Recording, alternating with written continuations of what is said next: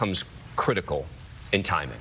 We'll talk more about the judge in just a moment. First, Jack Smith, the special counsel in this case. This is the second time now coming before the American people. Let's listen.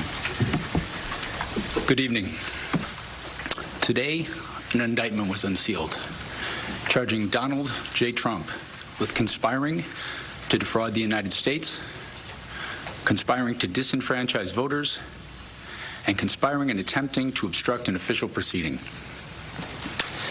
The indictment was issued by a grand jury of citizens here in the District of Columbia, and it sets forth the crimes charged in detail.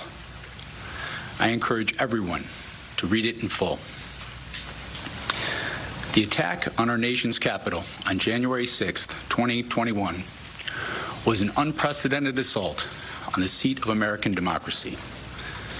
As described in the indictment, it was fueled by lies.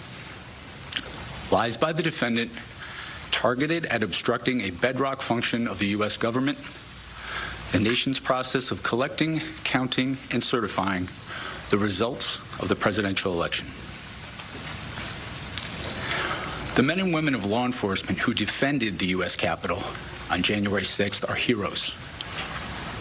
They are patriots, and they are the very best of us.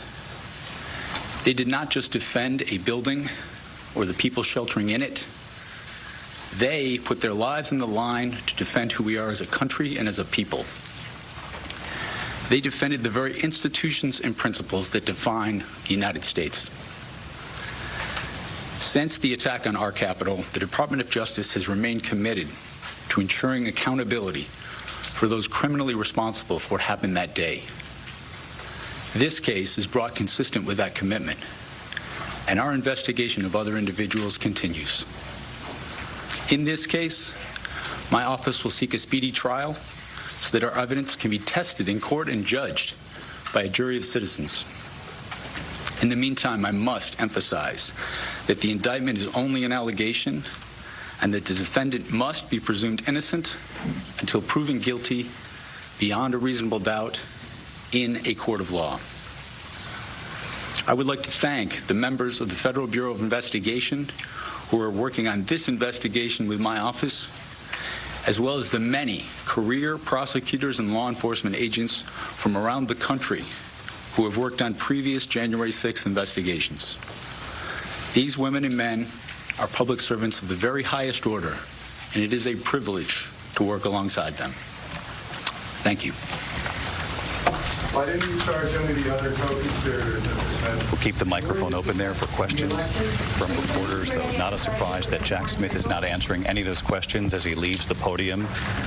He was very short in addressing the American people, again inviting American voters across this country to read this 45-page indictment. As he did last time, he said the defendant must be presumed innocent until proven guilty. But he did start by saying this was a defendant who was fueled by lies, and he spread those lies across the nation. It heavily affected this nation's process for collecting and counting votes in America. He talked about the men and women who were defending the Capitol on January 6th. He called them heroes, in his words. He said we will seek a speedy trial with a fair jury, and that brings up the question, Dan Abrams, for those watching at home, how this could